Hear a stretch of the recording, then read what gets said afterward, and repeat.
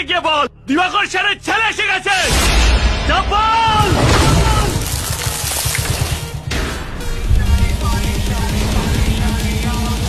ক্ষমতা মানে মানুষকে কন্ট্রোল করা নয়, মানুষের কাঁধের উপর হাত রেখে আমি আছি এটা বলা।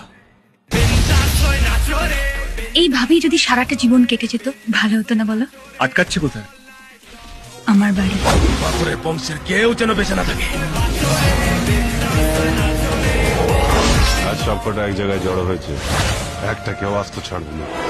তুমি কি গড়বেতার দিবাকর সেনের নাম শুনেছ? যার সঙ্গে তোমার বাড়ির লোকেদের রক্তারক্তির সম্পর্ক। আর আমি সেই দিবাকর সেনের ছেলে।